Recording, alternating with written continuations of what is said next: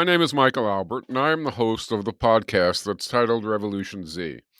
This is our 317th consecutive episode. Back at 314, you may remember I had an interview of me about my time at MIT and related matters. Well, my guest this time is the person who interviewed me that time, Richard Solomon. Richard is a PhD student in the MIT Department of Political Science, where he studies Middle East politics and the political economy of trade. He is also a member of the MIT Coalition for Palestine and the Boston chapter of the Democratic Socialists of America.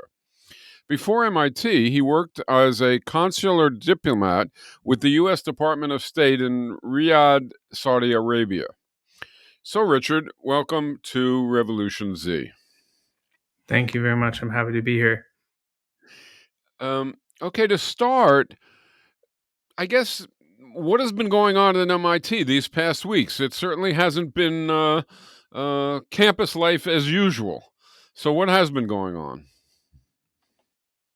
Right. So, to kind of give you a brief overview, what happened is at the beginning of the semester, we held a protest of a kind at the MIT Career Fair. There were students who lined up to ask the recruiters of Lockheed Martin, which is a global arms manufacturer, questions about why the hell they're selling Hellfire missiles to Israel to incinerate innocent people in Gaza.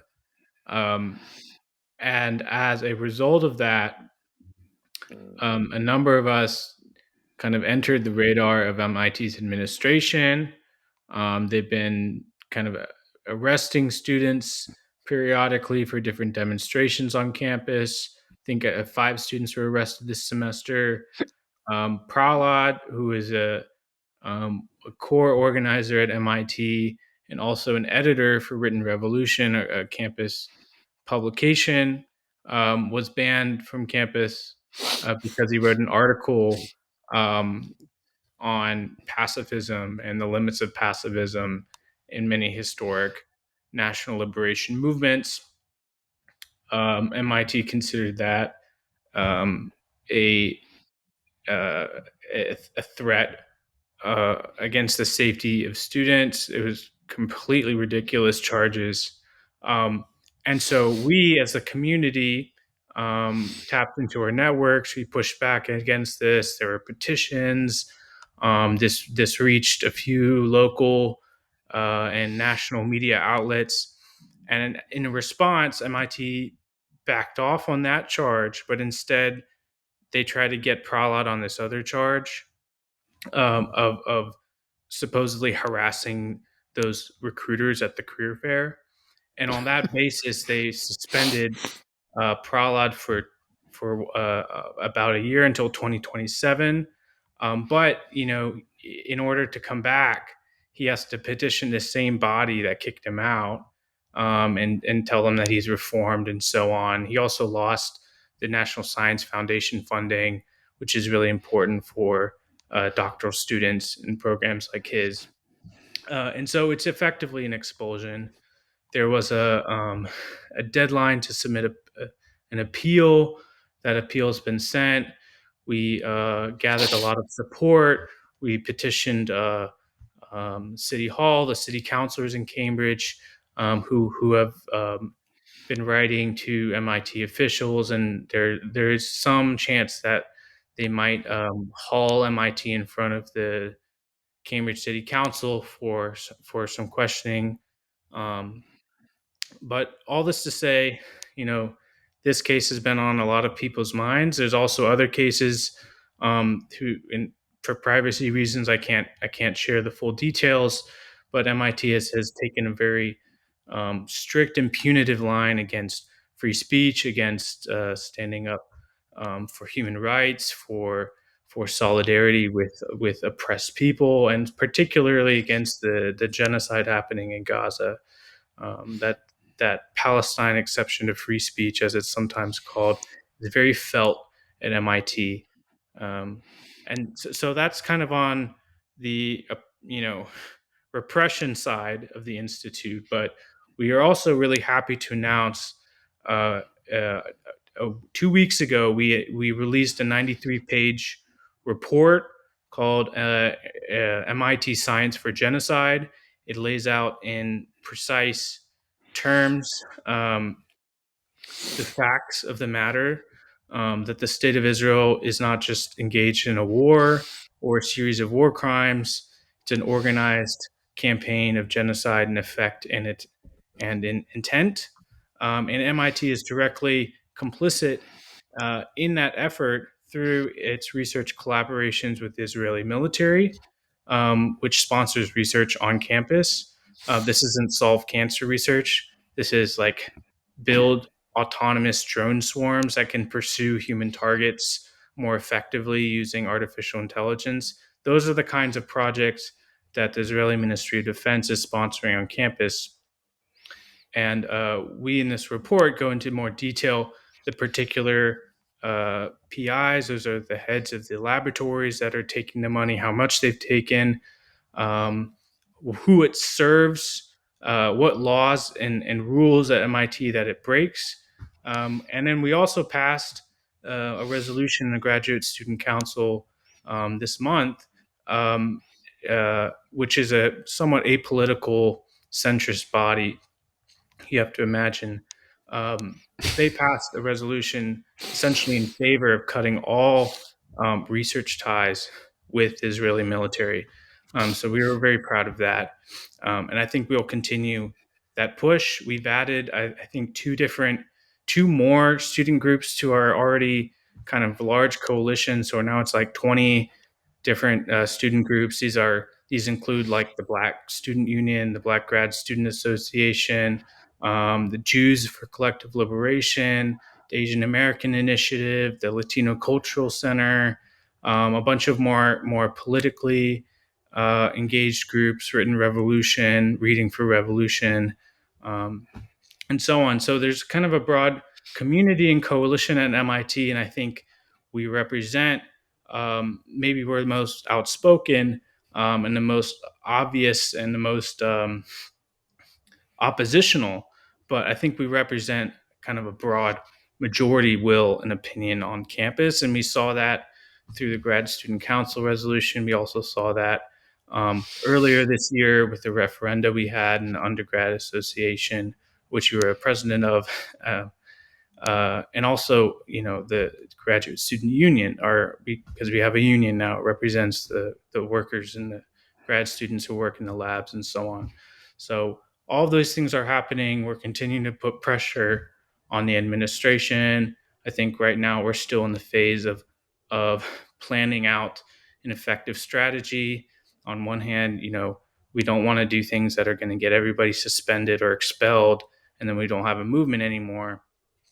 And we want to be smart about building coalition, drawing people in, not alienating them, but also staying true to our values and not compromising on fundamental values of freedom and democracy and justice for all people. And for us, that in this particular world historical circumstance, that's Palestine, but I'm sure in an earlier time or in a later time it would be a different geopolitical issue in the world. um, so that's kind of a brief overview of what's happened so far.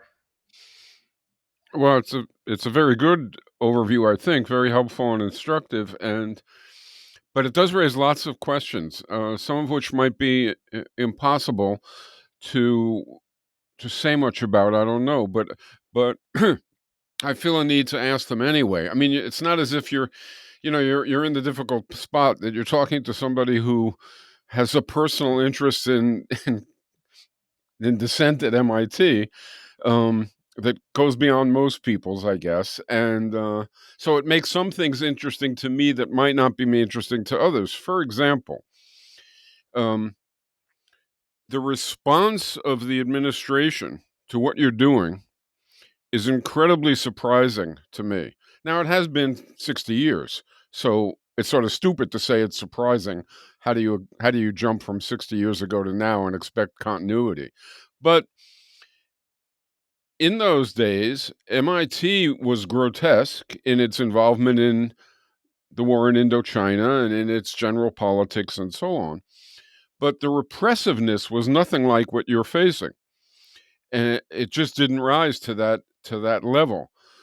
So that's one area that interests me, and another area that interests me greatly is you and your comrades, your cohorts in these efforts, um, because it seems to me you're doing better in many respects than we did. So let's address the first one first. Do you guys have any kind of a feeling for what is propelling the scale of their repressiveness? I mean, is it just there for you, which it is, and you have to respond to it, or do you sort of have some kind of explanation of it? Well, I think there's a constellation of different political and social forces putting pressure on the administration. Um, I think on one hand, they've had 60 years, as you said, to perfect um, the ways that they can sort of repress just enough that it's effective, but doesn't create too much blowback, and also appears legitimate. So they've had time. We know that they've had conferences over the summer to just like not just MIT, all the university administrations around this country have coordinated their strategies, shared best practices. I think the reason that they do it is because they're pushed by pro-Israel and Zionist forces on the other side who see us as this unruly and bigoted mob of students who aren't doing their work and need to be taught a lesson. And that comes from people like Bill Ackman, and maybe in the past before the Jeffrey Epstein scandal became a scandal, people like him. I mean, we just saw, I think, a few days ago, like Bill Ackman, like took our report and screenshotted it and shared it on Twitter and called us a bunch of anti-Semites, and misusing the MIT name somehow because it has the name MIT in the phrase in the report. Ridiculous things like that. I think they're being pushed by donors, you know, maybe quieter than Bill Ackman, but definitely donors like him, of his generation, of his wealth and status. And at the same time, they're also probably extremely scared of, the Republicans in Congress, people like Elise Stefanik, who dragged the president of MIT for a hearing about anti-Semitism. They'll have endless hearings about this, endless inquisitions. And I don't think the administration wants to put itself in a position where it loses significant federal funding, especially under a Trump administration, because it's perceived as not having a strict enough line against its student radicals, and so it cracks down. So I think that's part of the reason. As you know, MIT has this long-standing relationship with the Department of Defense, with the military-industrial complex, and I'm afraid to say I don't know how much we can do to fundamentally transform that. That's like a broader fundamental transformation in American political economy and the government. Um, in order for us to be effective at changing more than just MIT's specific policies about war research, it would require, I think, a lot more in coordination with like a national movement.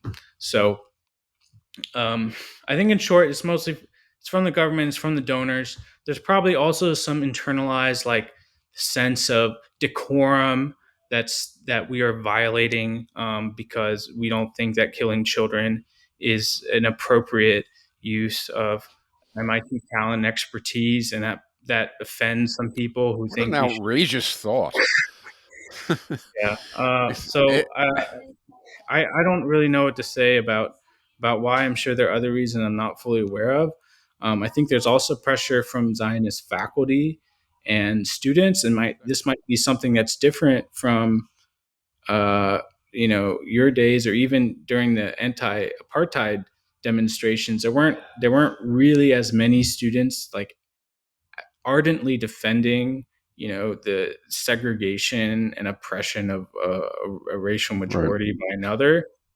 With Israel, there are people who have a very strong emotional attachment to what they see as Jewish sovereignty and so on. And so I think that's also part of the response is that That's they're that's actually my next question. Um, on the faculty, do you have not implicit silent support, but actual support from any faculty? So that's one issue there. Um, and then there is this question of the student body and where it's at. But let's hold that for a minute. mm, Is there any? I mean, I'm sure there are many faculty who are looking at Gaza and who are looking at Israel's behavior and who are looking at American behavior and basically sponsoring and cheerleading the whole thing, and who are horrified. But mm. does anybody say so? Yes, there are. I mean, there are a few professors. I think they're somewhat rare who take up a public stance. Michel de Graaf comes to mind, linguistics professor, um, following in the Seriously, a linguistics professor? yeah, linguistics professor, like, loves quoting Noam Chomsky. He might have even met him. He's been at MIT for 20, 30 years, so he's been around, and he's tenured, and he's very active on social media. He supports us a lot. We appreciate him a lot. He actually wanted to teach a class on linguistics and the way language is used and manipulated for dehumanizing ideologies. And he wanted to teach about Palestine and Israel and Haiti, where he's from. And his department, linguistics department, basically banned him from teaching this class in Yeah. linguistics. And then he was kicked out of the linguistics department recently in the past month. And there's lawyers involved now, and we're trying to fight back. But he's with us. There's other faculty who are, I think, quieter, but they're definitely very loyal supporters. And then there's a whole sea of sort of people who they're like sunshine patriots. Like they're there when it's fun, Yeah. when our cause is popular. They come to the encampment, for instance. um, but when push comes to shove and someone gets suspended, they're not willing to put pressure on upper administration who they know, Yeah. or they don't always show up. And so there's some politics around that. There's like a faculty and staff for Palestine group, which is a little closer knit. And then there's an alliance of concerned faculty. Um, what they're concerned about, whether it's free speech, whether it's Palestine, it's not clear. I mean, people come from different backgrounds, but there is a core group, I think, that we trust a lot and that have helped us a lot. They bail people out of jail. They're always at the Kemen. They record people. They stick up when the Zionist faculty, for instance, start bullying people and inciting violence against them and stuff. So they're definitely with us, and I think they provide a really important shield and also interface with the administration somewhat, because our demands and the way that we speak about our demands can sound very militant, um, very uncompromising, and that's important. I think it's also important for those faculty to be able to take that and translate it into something that the administration can do. Like they need an off ramp, and so I think the faculty sometimes play that role of trying to give them an off ramp, of showing them like this is how you could actually change the policy without blowing up everything in MIT. So um, those are kind of the like some points about the faculty. When you talk, well, do you have a group of students, a diverse group with a number of organizations apparently, who are on the side of this whole effort, who are involved in this whole effort? Do you try and enlarge that group? In other words, do you try to go into the dorms or go into the fraternities or go into the grad student dorms or any of the living groups Mm. and talk to people and address their concerns and try to win them over? Or is there not that much Yes. of that? Yes, I mean that does happen. I think we could be doing a better job of going to them instead of simply, having an event, having a speaker, advertising the time and the place, Yeah. putting up the flyers, inviting people, through texting and social media and so on. That gets us so far. But there are efforts to recruit from the labs, recruit from the different living spaces. As a grad student, I live off campus. I don't have no idea. I don't even understand in like what MIT student life is because I wasn't enculturated the same way.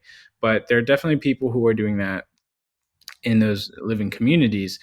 Oftentimes I think it crystallizes for a particular campaign. So during the undergraduate association referendum, there are undergrad students going through the dorms, like knocking on doors, asking people to go vote for this thing and explaining why it's important. So there are things like that happening. As I said, we added two new student groups this semester: the Latino Cultural Center, which is a established one, and then the trans students, trans MIT.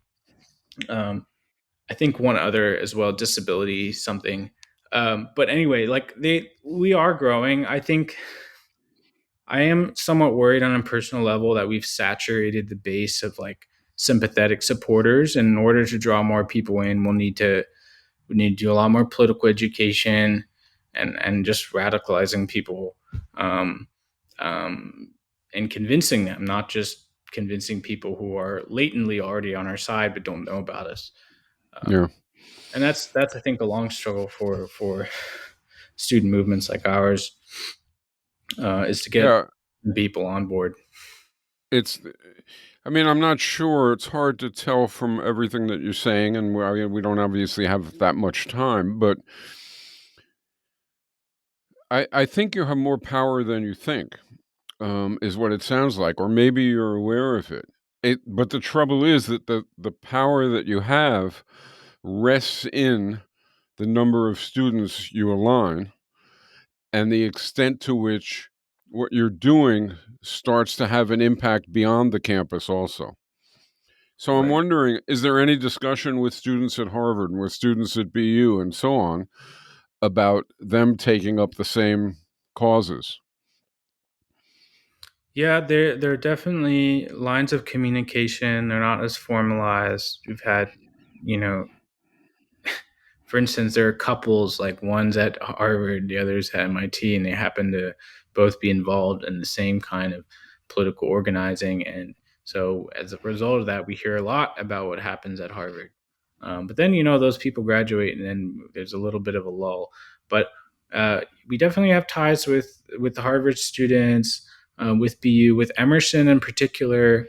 Yeah. Um, I think BU, the Emerson people are extremely radical. I mean, they had like Hmm. uh, a very horrific and bloody like end to their encampment. Like people just like they were washing the blood off the walls of Emerson College, near Boston Square, That's in April. surprising. So that's another big change over 60 years.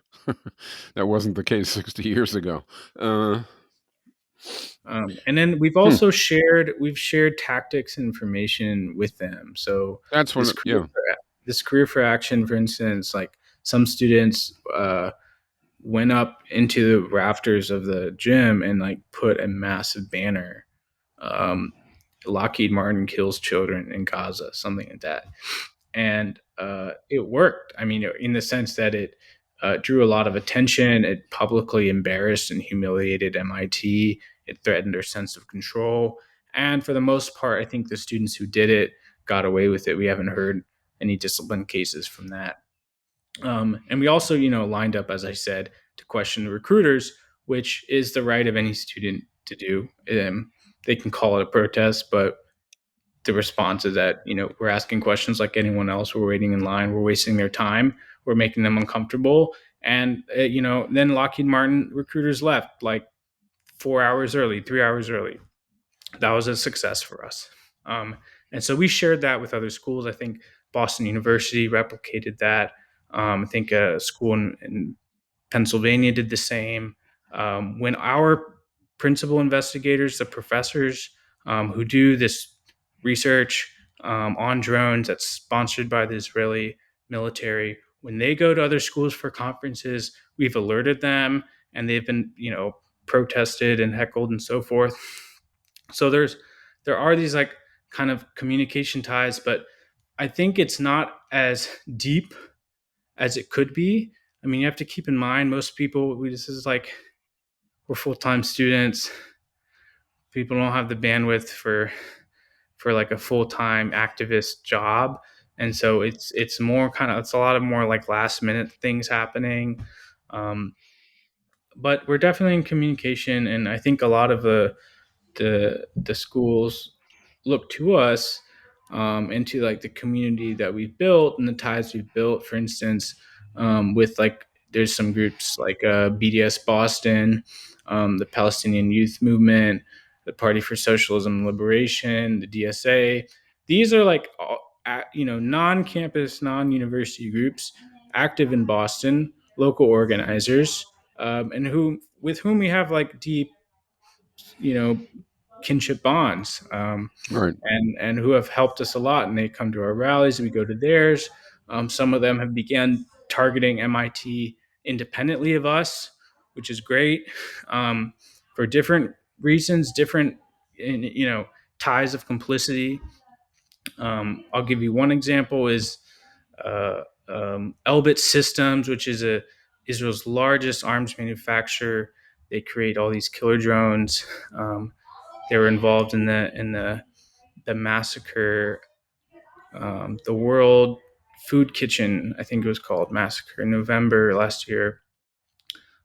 They have a special partnership with MIT through the Industrial Liaison Program, it's called. And they get special access to campus and to MIT expertise and recruiting and so on. And there's a group, BDS Boston, who, um, to their credit, like successfully kicked Elbit out of its Cambridge office. It had an office kind of in Central Square, and now they're targeting this ILP program. And so that's something that I think MIT students are involved in helping out with. But that's also like a Boston wide community effort. That's not something that we're doing. Right. So we're trying. I think, like as students, one thing we can do is there's a lot of people in the community who support us, and we're trying our best, I think, to mobilize that energy, and direct that scrutiny towards MIT, especially in the national media. This is something that I've been trying to do, a bit more of. We're hopefully going to get the Intercept to publish an article tomorrow or this weekend, about the MIT Science for Genocide report, about MIT's ties to the Israeli military. We published something in Mondaweiss. We'll have something out in Electronic Intifada. But other, inside higher education, these other more centrist, higher education leaning sort of groups, we want to publish more in those. And so we have a whole team dedicated to writing op-eds, for example. Um, and so that's going on as well. So I think, a lot of efforts, a lot of people mobilize in different directions. There could be definitely more organization to it, but I think at the end of the day, we are all committed to the same principles of unity. We support the liberation of Palestine. We support, the right of all oppressed and occupied peoples to resist that oppression, and we believe in the dignity of all human life, and the right of every human being to live a life of dignity. So I think those are the kind of guiding principles that, for our work. So I apologize if I went on too long on that point. No, it's okay. No problem. I don't know how to put this question, but let me put it in terms of what we did and what you do. When we, and now I'm not even talking about just MIT, it was true at MIT, but it was true more broadly. When we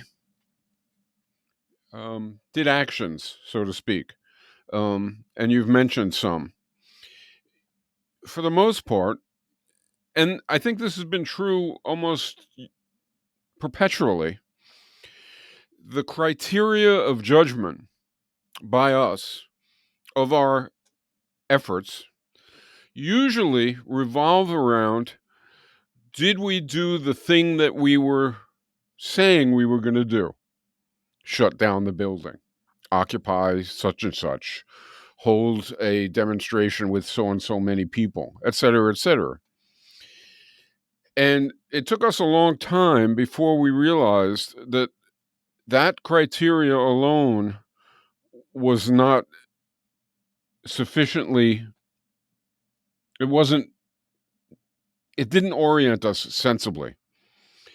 Because you could do all those things, those kinds of things, in a way which diminished your broader support rather than increasing your broader support. And we realized after a time that the effectivity of the opposition that we were raising depended on numbers, depended on the depth of support that people had, and whether people were becoming more committed or more pissed off at us. And so we had to, as you said at the outset, not compromise our values, of course, right? Not, but conduct ourselves in such a way as to communicate with people who didn't already agree with us, and thus greatly expand our numbers. And I'm wondering whether, I couldn't tell during the encampments, not just at MIT, but all over the place, whether again the consciousness was, can we hold this plot of land? Can we raise our voices? Can we get some coverage? But not, can we organize, not mobilize those who agree with us, but organize among those who don't agree with us. And I'm wondering if that's starting to take hold among people, or if it hasn't yet.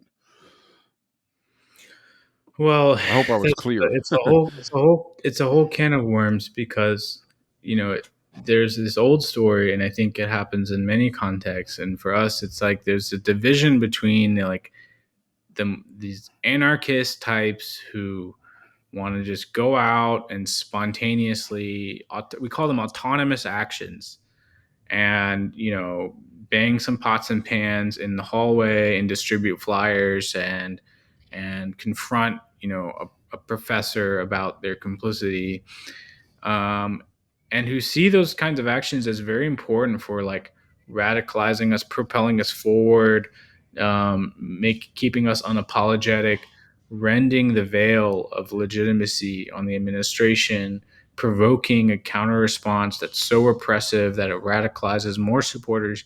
There's people who think that way, and then there's others of us who are like, hold on, a bunch of people just got put in jail by the police. They have arrest records. The administration is sending emails about a disruption and making it sound like, petty vandalism and harassment. Is that winning us people? And I think for like a lot of the faculty, it doesn't. It's much harder for them to support those kinds of things, for instance, because they instinctively sympathize with that professor or that lab. And the administration can also has room because not a lot of people were there. It was like 5-10 students maybe were in that lab doing that thing. No one else was there, so they have the ability to craft the narrative in a way that if we had 100 people sitting in a lobby, that's very different. And they can't, Yeah. because there's so many cameras everywhere. Everyone, it's the talk of town. We all know what it was about. They can't frame it and manipulate the image of what happened.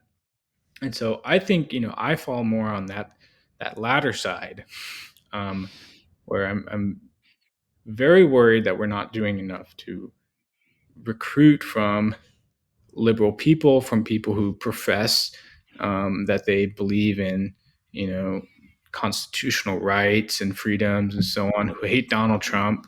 Maybe they didn't hate Biden as much as they should have, but they hate Donald Trump. Like, these are people who we could win over. And sometimes I personally see us not always taking those actions. But at the same time, it's hard to rein people in, because what happens is if we're not doing things to propel the movement forward, then what happens is people get frustrated. They get impatient. They take matters into their own hands. And that's resulted, I'm sorry to say, in people getting suspended, kicked out of MIT, and arrested, having getting this whole wave of discipline, which drains a lot of resources into just fighting that and helping people write their statements, and showing up at the court dates and so on, and all of that I think can sometimes be a distraction from what we're actually here to do, which is not just to piss off the administration or blow up a bathroom or whatever, and then feel oppressed because they oppress us, which is inevitably the thing that they would do. It needs to be focused on Palestine, on bringing people in, and I think one way we can do that at MIT without inciting a lot of pushback is to have just more political education. Like all the things we say in the rallies, we can say in a lecture, maybe in a different tone, maybe with fewer call and response chants, but we can get the information across. And we've had some of those, right? They're less high profile. You don't. They're not reported in the news because just a lecture or it's a teach-in or whatever. But those are definitely happening. I think more of that needs to happen. Um, there are some like dialogue and engagement we have at MIT. There's like a third spaces, for instance, which a It's number of sorry, is it MIT is a what? A third? there's some what I would call liberal Zionists who have like a forum and a lunch hour and a speaker series, and those are things that I don't think it's as much worth putting our time into. um, um, because these people really are committed. They're committed to a version of Israel that doesn't exist. That's all that's in their heads. That's maybe Right. labor Zionism or whatever. But I think there's more kind of unorganized parts of campus, who we could recruit more of. And again, it's also just it's a problem of time and resources. Like the semester, I've been pushed back on multiple exams. I've like been failing classes. I've been having like hours long meetings every week with our steering committee. Like just keeping the coalition together of what we have is already a pretty big burden. There's all the discipline stuff. So there's like a lot of other activities that take up our time, and I think also help explain why we haven't recruited more. But and the last thing I'll say is, we have to have some sort of demand or platform or material thing people can do to get on board. It's not just like I go talk to someone, they agree with me, and that's the end. It has to be some sort of ask, like maybe you know last year we had petitions, we had a pledge people signed, scientists against apartheid pledge, don't work for these companies, very easy. We got thousands of people to sign that. That was great. We could have another pledge, but it would be kind of the same people that we're asking over and over again. So now I think we're also in a stage halfway through this year, through the academic year. We're trying to decide like what's the campaign to go on, and we decided this semester to frame our demands in the terms of an arms embargo. All right, let me try another question that will change topic a little bit, not too much. There's the life of the campus isn't only um, the struggles of the day. It's other stuff too, obviously. And I'm wondering, it's been a long time for me. I'm wondering the extent to which there's a sort of a cultural aspect to what's going on. Is there a segment of the student body that is more receptive and less receptive? And is there any kind of cultural characteristics? I mean, Mm. there may not be. I don't know. I mean, it's not as if what's her name, the woman singer, Travis Kelsey's partner. Oh, I don't You I you don't don't know. The very incredibly popular. female singer. She's not Bob Dylan, right? So, in other words, does your time have any? Is there anything in the culture that seems to be relating to students who are becoming aroused and radical? Do you share anything, all of you, in common? You know what I mean? Well, I think uh, on one hand, the signs are perhaps less obvious than in your day because based on what you said a few weeks ago, there were moments in the 60s and 70s where you could like walk on a campus and see the people and just based on their clothes and know that they support radical political values. Um, there's a counterculture. I think nowadays, like there's perhaps less of an obvious sartorial signature to that, Right. but it's definitely true. I think that we have an overrepresented Jewish community in our Palestinian solidarity group. Um, it makes sense to me why that's the case. These people actually were exposed and confronted with this, and it's being done in their name, and they're rightly Sure. outraged. There's of course, I think, a strong like queer or like gay and lesbian and trans community that's involved, or at least it seems to me that there's probably a higher proportion of, of queerness in our circles than in the broader community. I'm sure there's reasons for that, and also just the Palestinian students. Obviously, Obviously. might be something that's very different from the 60s. I don't know how many Vietnamese students were in these universities at the time, but like there are students from Gaza at MIT like Right. today whose families Right. are like living in refugee camps. Or It's dead. very personal, Yeah. and they're very strong views. And I think they definitely radicalize and mobilize people, because it's not just something happening over there. It's a personal case. So there are those. I think when it comes to international students, there's somewhat more of a tension because a lot of people are terrified of getting their visas revoked, of getting suspended, of getting caught up, of some of them even aren't even scared of the American immigration system, but they're scared of the Israelis because they had to leave Israel in order to come here. Israelis attach certain conditions on your ability to return. So even there are restrictions on some people, and of course there are language barriers too, because the majority of MIT students are not from of international students at MIT. They're from places like China and Japan, South Korea, um, and so there's perhaps I think a little less engagement with those communities than when we could. I think the Graduate Student Union is doing a much better job at that right now than we are on Palestine. Um, but you can definitely know. I think you can predict, like when I'm tabling in the that long hallway, when we're Yep. sitting down, we're asking people to come talk. It's easy for me to pick out who's gonna be receptive, and that's because they're from a minoritized, racialized background. I'm kind of an outlier. Uh, I just look very normal, very white bread to most people, which is in some ways an advantage because it lets me, use that privilege in a way that I think is helping the world.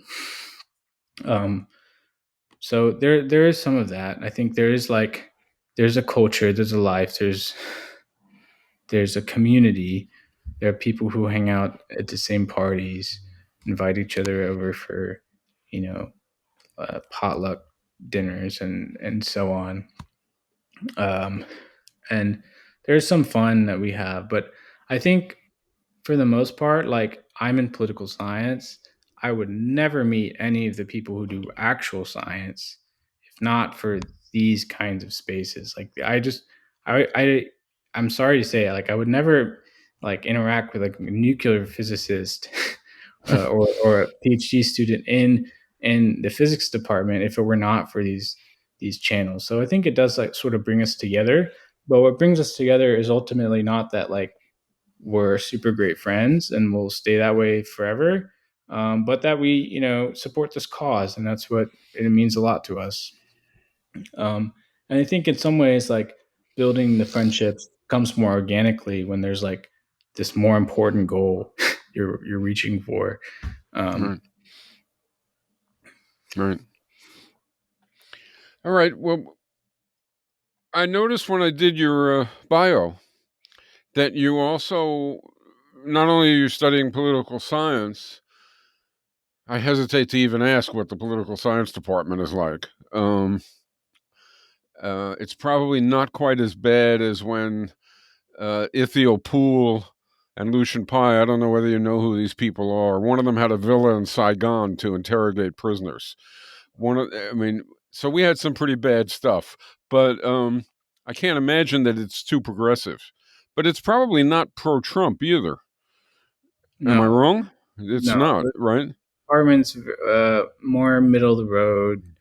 I Yeah, mean, people feel very strongly about very specific and esoteric things. It doesn't always map very easily onto like the conventional American political spectrum. But I don't think there are any Trump supporters that I know of in the department. yeah, Which, that's interesting. Uh, okay, well, what I was going to ask you about was the other part of your studies, which had said you were into studying uh, international economics, if I remember right. Yeah. right. And so that probably means that to one degree or another, you come across the role of tariffs and their implications and so on. And I Mhm. haven't done that on the podcast. And so I was just thinking um, maybe we could just a little bit because it's obviously become a big issue. Um, I think it's maybe a bigger issue than it ought to be because the big issue ought to be that the United States is on the edge of fascism.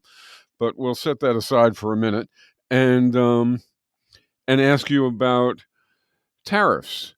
Mm. Um, what do you think first that Trump is thinking? What are his advisors thinking? What is the logic in quotes that would say lots of stiff tariffs have advantages? And who are the advantages for? Well, I think I'm not a psychic. I can't get into his mind, but I think based on the 4 years he was president and based on the long history he's had of issuing statements about foreign policy, even back in like the 90s and the 80s, like ads in the New York Times about how Japan or whatever country it is ripping off the United States. He, I think, subscribes to like a mercantilist view of the world in which like the trade deficit, us, importing more than we're exporting is a drain on the United States. Other countries are taking advantage of us. We need to expand. I mean, that's become like, I don't know if it's a phase or if we're actually going to invade Panama again and Greenland, but like there's this expansionist, mercantile, zero sum mentality that's baked into the way I think he thinks about trade relations.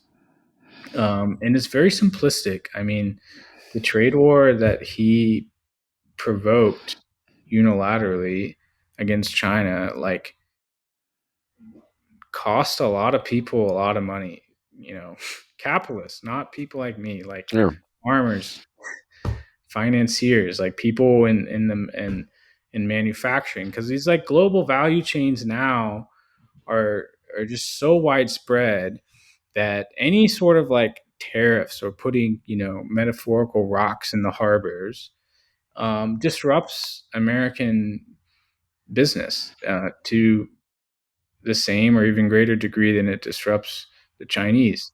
And so I think he has like an infantile and juvenile worldview about it. But it also, I don't want to dismiss it because there's deep, I think, economic grievances in this country against deindustrialization, against the China trade shock, and from the political science research, we know we've been able to like measure very precisely like the vote shares that the Republicans have won that can be attributed to the uneven impact of like the China trade shocks on the United States when it joined the GATT, for instance, started exporting more to the U.S., undermining certain businesses sectors, and so we know that, and I think like uh, the Democratic Party has been unable to like reconcile itself to the fact that like free trade might be increasing the gains in net, but like those are because like the gains to the winners outweigh the losses to the losers, but there's more losers than winners numerically. And a lot of people have suffered and they're very angry. And the trade is, adjustment assistance programs have been just penny, drops in the bucket compared to what they could be giving to people who are displaced by those trade shocks. They're also, they talk about retraining programs and rehiring, and it's all kind of a fantasy because people in their 40s and 50s, like they can switch jobs, but they tend to be making much less. And oftentimes, if they've passed the arc of where it's practical for them to like move to another part of the country or like learn a whole new skill and so on. And I think there's been like a denial of that, and an embrace of this like neoliberal free trade ideology, um, and like a just not much consideration for the distributional impacts of the trade policy. But to Trump, like I think it's kind of like I chalk it up to like a mercantilist worldview in some way or another. Um, but I also don't like, as a political scientist, I try my best to adopt like a materialist understanding of the world, which means that I don't Sorry, a what understanding of the world? materialist Oh, okay, understanding of yeah. the world in which like Donald Trump's, personal ideologies and preferences is not the thing that's determining things. There's like a broader structural questions to why his kind of politics and brand has an appeal the time it does. Um, and I wish I had more profound things to say about why, but I'll just leave it at that. Not sorry. I'm not sure anyone does. Mm. Let me just ask you one more question, a bit of a hypothetical. Suppose January comes, Trump begins to implement in a shock and awe fashion, which is what he seems to be leaning toward, his agenda. And suppose it includes, sorry, it includes, for example, deportations on a significant scale. And so there are movements that are aroused pretty much around the country, sanctuaries, demonstrations and rallies and occupations and so on. So that we're in a different period in terms of campuses not being totally isolated, but operating in context of the country, and of people elsewhere moving also. And I'm wondering, under those circumstances, do you think students would break out of day-to-day life and not go berserk, but become um, driven uh, by the need to combat and prevent, the drift toward fascism? Would it begin to take over students' lives, or would students try to preserve their sort of familiar day to day going to class, et cetera, et cetera. Mm. Because that's Yeah, the thing that's different for you now too, right? I mean, like in the '60s, there was, the huge counterculture, but there was also nationwide opposition to the war, including activism. And so students on campuses weren't operating alone. And when trying to fight repression, the threat of rising costs was much wider than just the students. And so I'm wondering if you think it would lead to a big outpouring of student activism, or perhaps a retrenchment, the opposite. I know it's a hypothetical, and I know you don't know for sure. I'm wondering what you think. I think it depends on the kinds of deportations that Donald Trump begins. I think he'll definitely try to do more than Biden. And Biden, by the way, I think recently it was calculated he's deported more people than Donald Trump in his first term of office and Obama. And so the trend is just up and up, where they're like fighting over who can, you know, do the more cruel thing to people who are just trying to get by in this country and who have lived here a long time, and many of whom are American citizens. And any mass deportation will inevitably involve the accidental or not deportation of American citizens to countries that they never grew up in.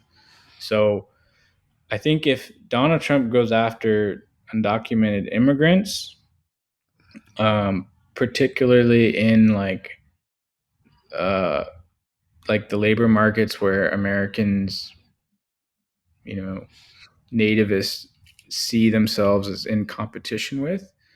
So not students, not student activists or whatever. If they go after those people, I'm like have low hopes that will sufficiently shock enough students out of apathy, because this genocide in Gaza, it's so horrific and it's so graphic and it's on our phones. It's like Mhm.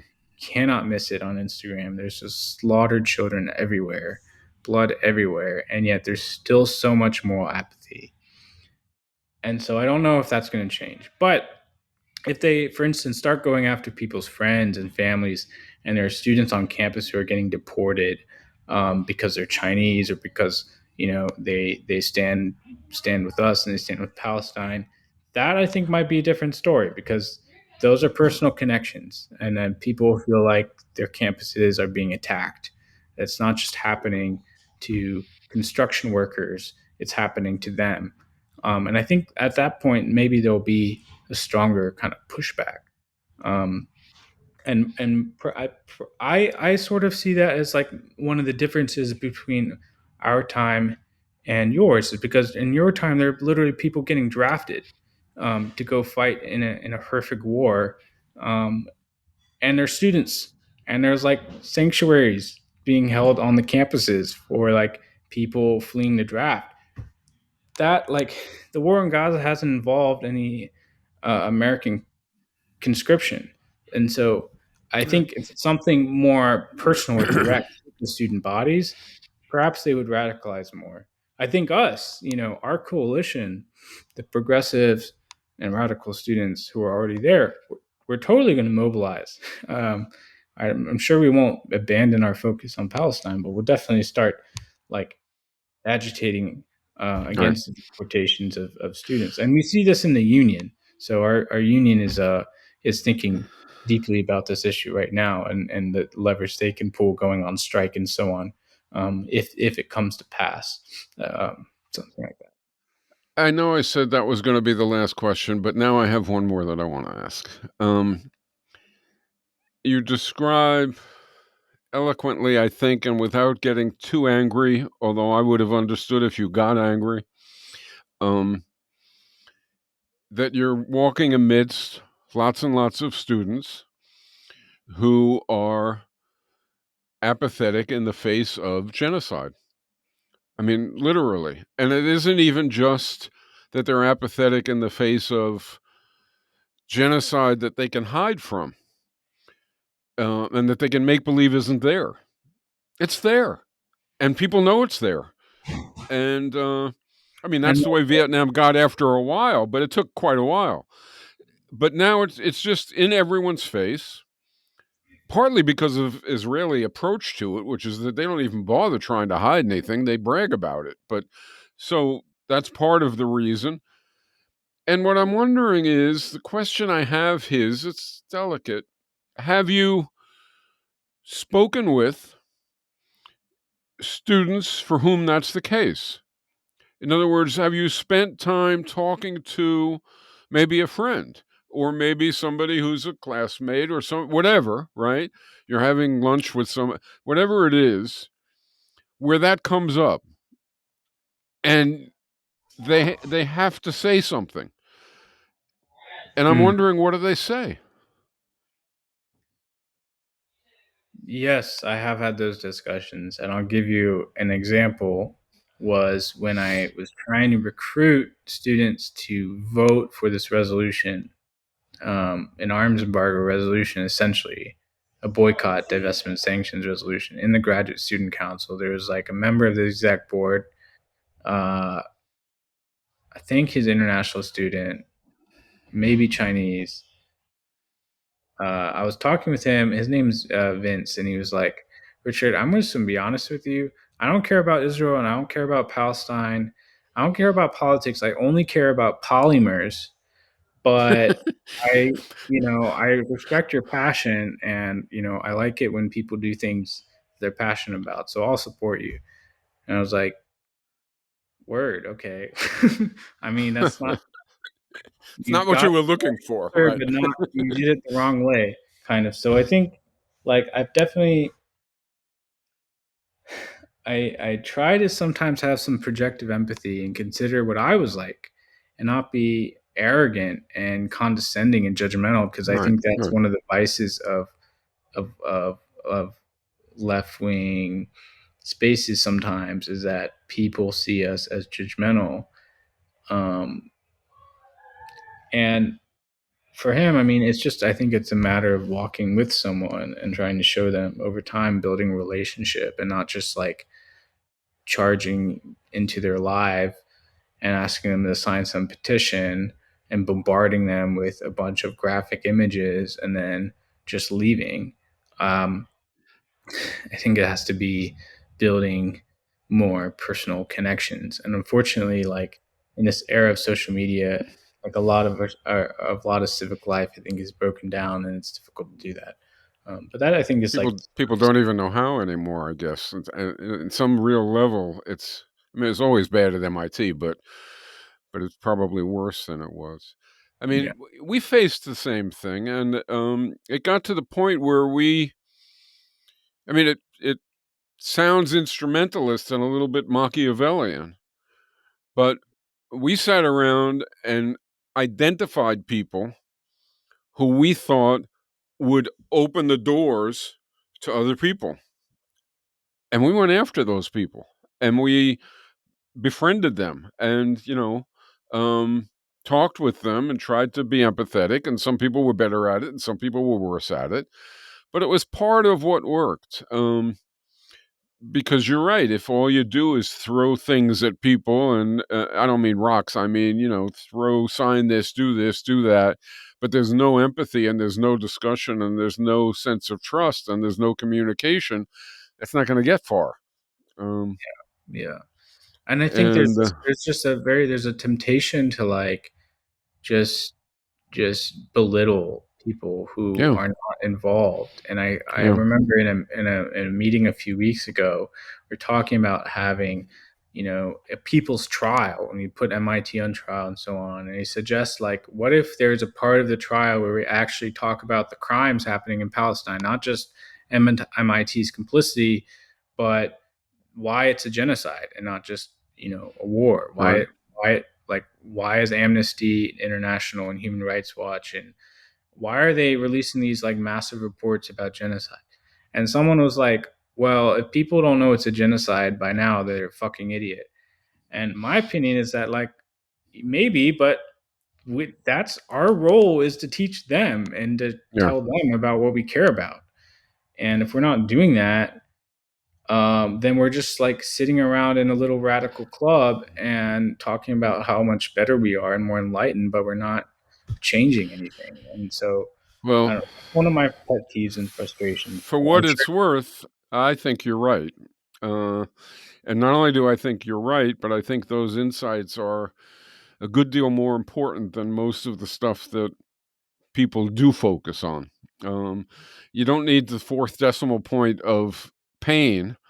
Um, the first decimal point and the second decimal point at most are more than enough. What you need is precisely the kind of insight that you're talking about. Um, so, again, for what it's worth, you should keep it up. Um, all right. Do you have anything else that you'd like to say before we close it out? I would just say, Michael, I appreciate you bringing me on. I think your witness and what you've done at MIT continues to be a great inspiration to people. I mean, I'm still in like and group chat calls and like meetings where people bring up like the lecture you did with us and the thoughts and memories you shared and how that's impacted their thinking. And I think we're all very grateful for that. And I think you said in a few weeks ago that your generation failed. And in some ways, I think our generation is also going to fail. Like, what did Rosa Luxemburg say? You keep failing until you You win. lose, you lose, you lose, you win. Yeah. And so, but you provided a witness, uh, a testimony to like speaking truth to power in your time. And I think that continues to strike a chord with us and with me, I guess. So I appreciate that and I appreciate your time. Well, thank you. If there's anything else I can do as you proceed, you should really let me know. Don't hesitate. Okay. Okay. All that said, this is Mike Albert signing off until next time for Revolution Z.